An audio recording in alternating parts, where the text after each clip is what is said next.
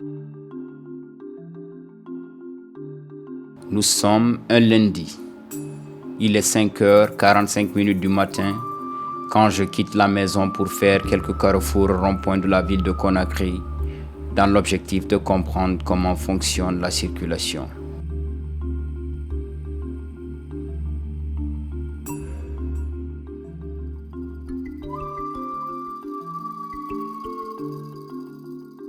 Ma première escale est le carrefour de Dixine Terrace. C'est la porte d'entrée de la commune de Kaloum, le centre-ville. C'est le premier et l'un des rares carrefours parmi des milliers de cet axe de Conakry à avoir des feux de signalisation.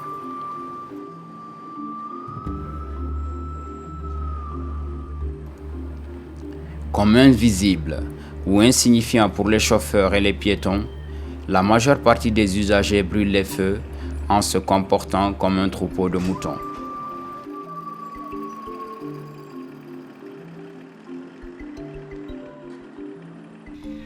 L'infraction n'est pas punie par les agents de la police routière car ces simples feux sont loin de remplir toutes les conditions pour une circulation saine. Des piétons traversent n'importe où et n'importe comment.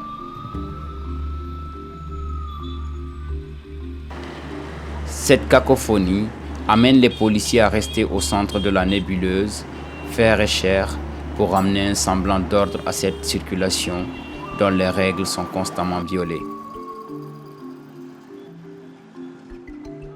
Alors que ce n'est que le début de la matinée, des nœuds commencent déjà à se former au carrefour de Dixine.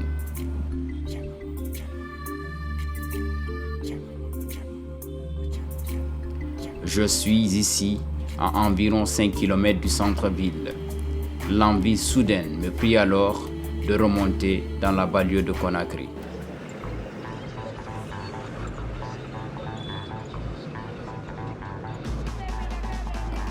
Je me retrouve à Koza. Il est 8h30 du matin. Nous sommes nombreux à attendre un taxi pour le centre-ville, Madina, voire d'autres lieux.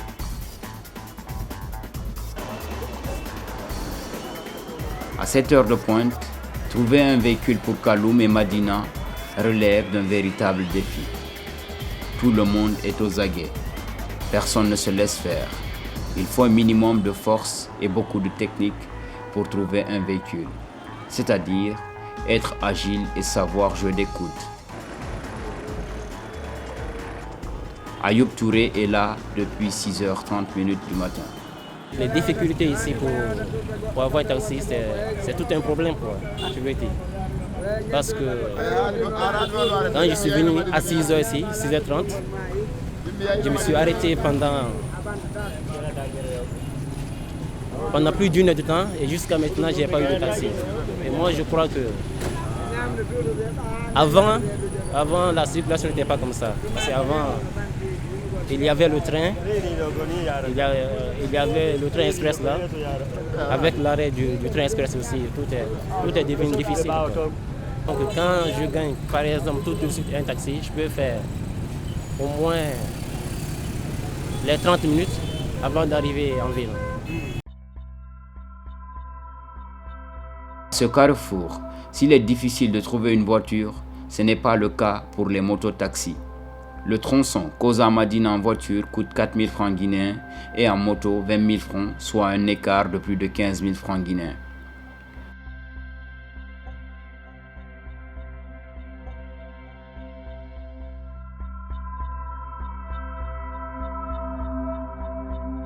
Ce motard estime que les mototaxis sont un salut pour les Conakrykas malgré tous les problèmes qui en découlent. Le taxi moto a des revenus parce que à l'air, surtout à l'air là, il y a beaucoup d'embouteillages. Nous, s'il y a des embouteillages, nous on aide la population.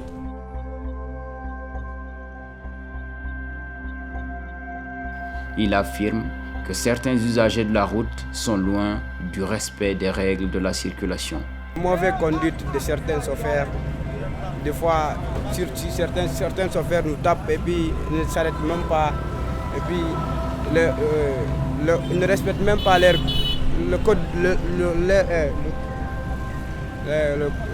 leur conduite, quoi.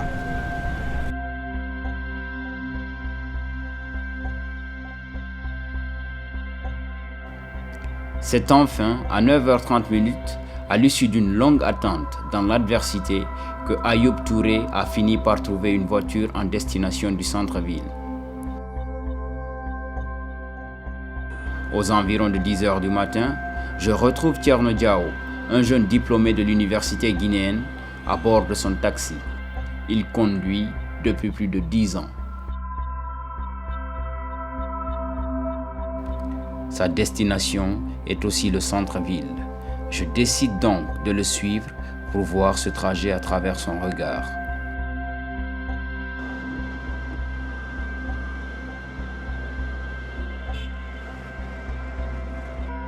Sa première réaction est l'indiscipline des chauffeurs et l'absence de panneaux de signalisation avant de s'étendre sur d'autres tares liés à la circulation. Il y a deux choses. Premièrement, il y a la route d'abord. Les gens garent n'importe comment. Il y a les camions au bord de la route. Deuxièmement, il n'y a pas de panneau de signalisation. Les panneaux, d'abord ça c'est en première position. Que tout le monde chasse. Quand je viens, si je veux garer, c'est là que je dois garer. Tu peux rester à la maison, tu appelles quelqu'un au niveau là où les gens confectionnent les permis là. Tu les appelles, tu les dis, ah je veux un permis. Même si moi je ne peux pas conduire, là on te donne directement, automatiquement. Il suffit seulement qu'on te donne de l'argent. Hein? À chaque fois que à l'embouteillage, tu vas bouger, tu vas quitter là où avec tous les problèmes que tu as eu, tu vas venir jusqu'au niveau du rond-point, tu ne vas pas voir la cause. Parce que tu vas trouver les policiers sont là, tout le monde est là. Mais qu'est-ce qui cause ce retard-là?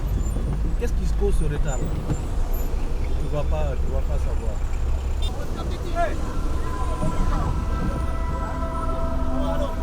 Hey, viens, viens. Vous voyez?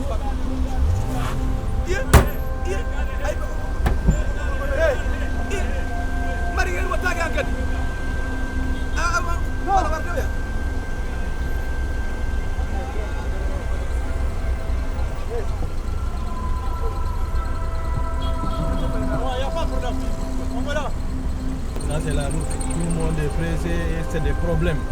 C'est des problèmes.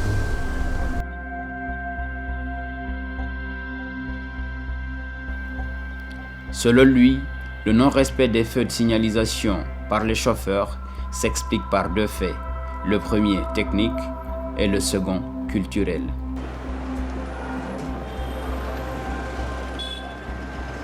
La route, elle est tellement mauvaise maintenant.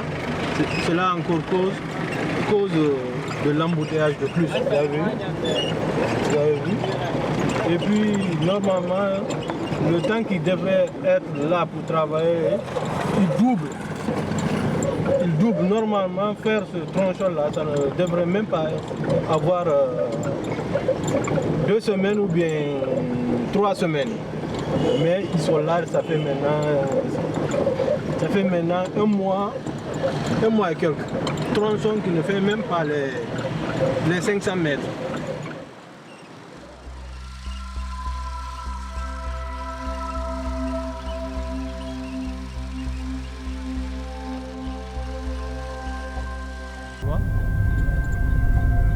C'est le retard là que les gens refusent de venir en ville. Le retard là. Entre Dixine en ville, tu fais les 40 et 45 minutes sur la route. Sur l'embouteillage et l'indiscipline des chauffeurs, des policiers là, en même temps. Tu les payes, tu payes les taxes, tu ne vois rien. Ils travaillent pas, tu vois pas. Payez combien de taxes? 500 francs, tous les carrefours, c'est comme ça, tu les donnes. Ah, ça va. Vous avez vu? Vous avez vu? Tu les donnes 500 francs et puis ça passe. Tu pars à Dixine encore, tu les donnes 500 francs. Tu pars à Amdallah, tu les donnes 500 francs. Tu pars à Bambeto, tu les donnes 500 francs. Tu remontes jusqu'à Kabele, 36 là-bas, 500. Chaque jour, 36 km chaque jour. Hein? Vous avez vu? Et là, ça devient des problèmes. Et cet argent-là, on ne voit pas.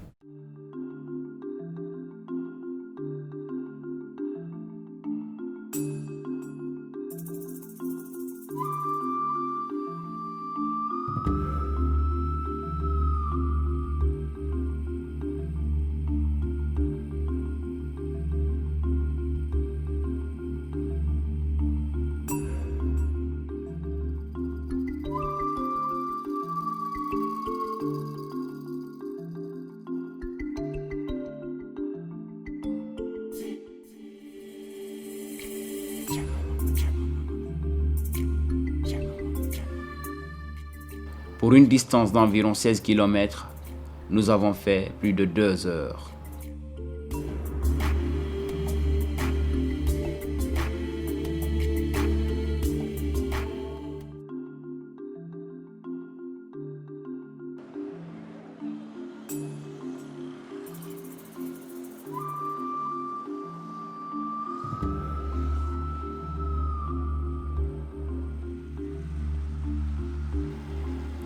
Dans la foulée, me voilà sur un taxi-moto, destination Matoto. Face à ces embouteillages et ces problèmes de voiture, ces mototaxis deviennent des alliés de taille pour joindre deux bouts de Conakry. Avec ces motos, les usagers gagnent plus de temps, mais dépensent plus d'argent. À cela s'ajoute un risque constant d'accident.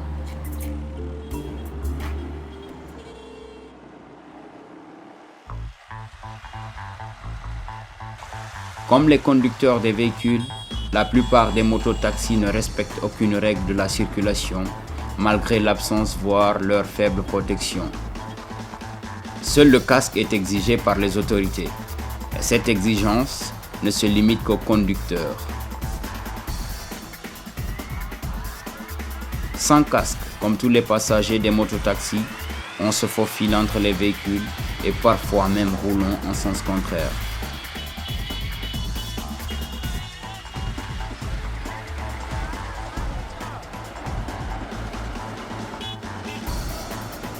C'est comme ça que ça se passe ici, au vu et au su des policiers.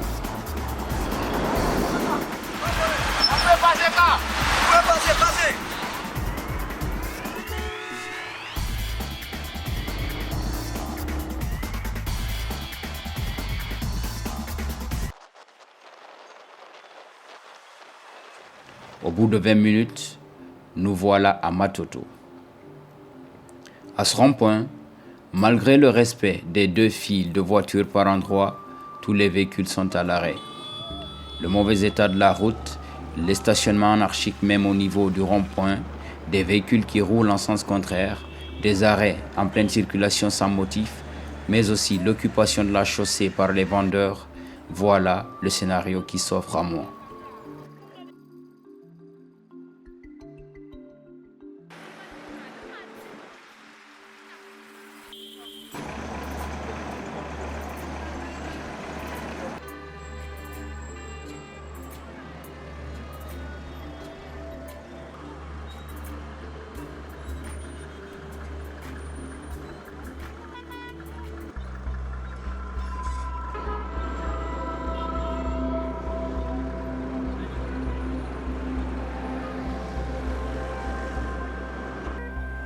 À 15h30, pour la deuxième fois de cette journée, je reviens au carrefour de Koza.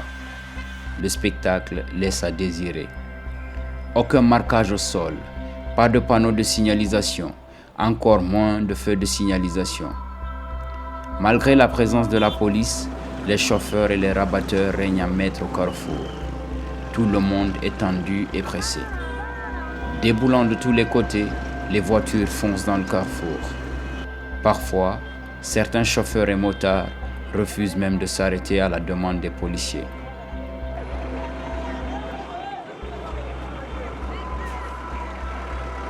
Les chauffeurs de taxi stationnent n'importe où pour prendre des passagers. Des camions garés n'importe comment. Les files de voitures s'empilent. Au lieu de 2, j'assiste à la formation de jusqu'à 5 files sur une seule voie. Contre le stationnement anarchique qui bouche le carrefour, les policiers avec leurs matraques tapent sur les capots et les toits des voitures mal stationnées. Ceci n'est pas du goût de certains chauffeurs. C'est la prise de bec.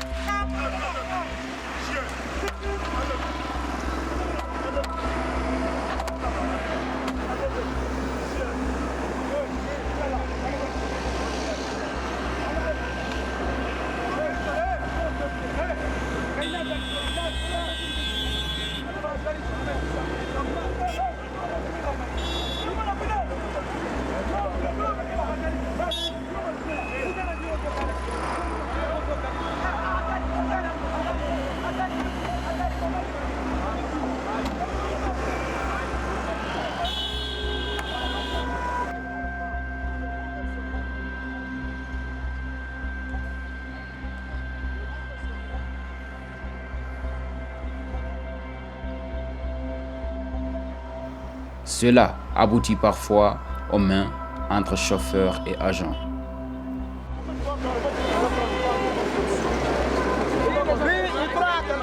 Autorité, lui croit quelque chose, il dit que le chauffeur va passer. Bien que le chauffeur on va te montrer les zéros comme ça là quoi. Oui papa, il va donner les zéros.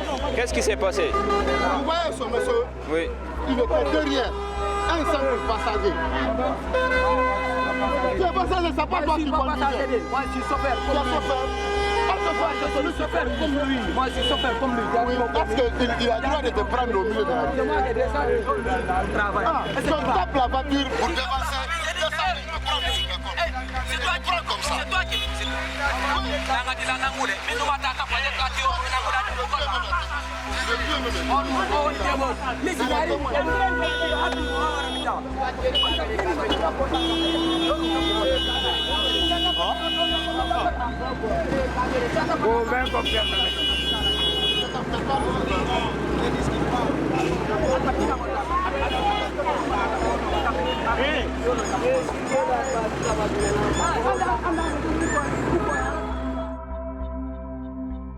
Dommage de constater qu'à Conakry, dans aucun carrefour, sur aucune route, aucun rond-point, que toutes les conditions permettant une bonne circulation des usagers ne sont réunies.